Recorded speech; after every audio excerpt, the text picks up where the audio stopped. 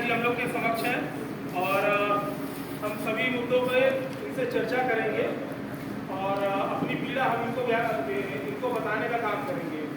तो मैं रिक्वेस्ट करता हूँ हमारे जनरल सेक्रेटरी उपस्थित कांग्रेस पार्टी के प्रदेश अध्यक्ष माननीय अजय राय जी और समस्त सम्मानित पदाधिकारीगण, आप सभी का तहे दिल से धन्यवाद है कि आप हम लोगों की बेरोजगारी की समस्या को सुनने के लिए और हम लोगों की जो आशा है कि संसद तक हम लोगों की आवाज़ को पहुंचाया जा सके, इसके लिए हम लोग एकत्रित हुए हैं और आप हम लोगों को समय दे रहे हैं। इसके लिए पहले तो सबसे पहले तहे दिल से आपका धन्यवाद है। और सर, हम लोगों की जो स्थितियां हैं वो बहुत ही गंभीर विषय है।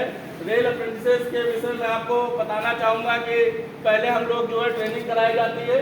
ट्रेनिंग कराने के बाद में फिजिकल, मेडिकल और तमाम तरीके की भर्ती प्रक्रियाओं से हम लोग गुजर जाते रहे और 2014 तक, 2015 तक, 2016 तक कुछ जोनों में समायोजन होता रहा और कुछ जोनों में समायोजन नहीं हुआ।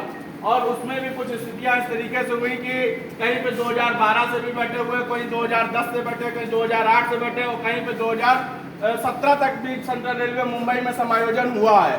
और इसमें भी जो भारतीय रेल ने हम लोगों के साथ खिलवाड़ किया, जो दोहरी नीति अपनाई है। 21 जून 2016 को एक ऐसा आदेश निकाला जिसमें हम लोगों को 20% का जो आरआरसी की भर्ती प्रक्रिया में 20% का कोटा रिजर्व कर दिया और बहुत से जोन में जो है समायोजन करते रहे।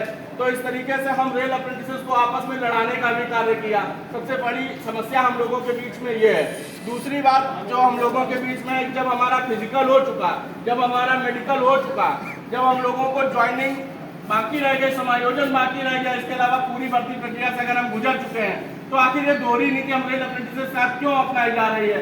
आखिर कहीं न कहीं पे मौजूदा जो सरकार है वो सरकार अपने ही उपक्रम के ऊपर जो है मूल्य उठाने का काम कर रहा है। जब हम लोगों को भर्ती कराया, जब हम लोगों को ट्रेनिंग कराया और ट्रेनिंग कराने के बाद में जब हम लोगों के ज्वाइनिंग का, समायोजन का समय आया, तो उस समय हम लोगों को 20% का कटोरा थमा दिया हाथ में कि भाई जाइए आप लोग भर्ती प्रक्रिया से गुजरिए। आज ये स्थितियां हुई कि जब ऑल इंडिया अप्रेंटिस एसोसिएशन का हम लोगों ने गठन करके संघर्ष करना शुरुआत किया और लड़ाई लड़ना शुरू किया, तो जब समायोजन नहीं हो रहा था तो हम लोग जब अपने हक और अधिकार की लड़ाई के लिए जंतर मंतर पे इकट्ठे हुए तो 20% दे दिया। हम लोगों ने 20% को स्वीकार नहीं किया, तो जब 20% को हम लोगों ने नहीं स्वीकार किया तो उसके बाद में 1/3 दे दिया, पीटी माफ कर दिया। कुल मिला के हम अप्रेंटिसेस को आपस में कंपटीशन कराते रहे, हम लोगों को आपस में लड़ाते रहे और उसका नतीजा क्या हुआ कि 2019 की वैकेंसी निकली, 2024 में उसका रिजल्ट आया, 2024 में रिजल्ट आया। इतने लंबे समय तक 2016 से लेकर के 2024 तक कम से कम 10,000 रेल अप्रेंटिस ओवर एज का भी शिकार हो गए। ये भी एक विषम परिस्थिति हम लोगों के बीच में है।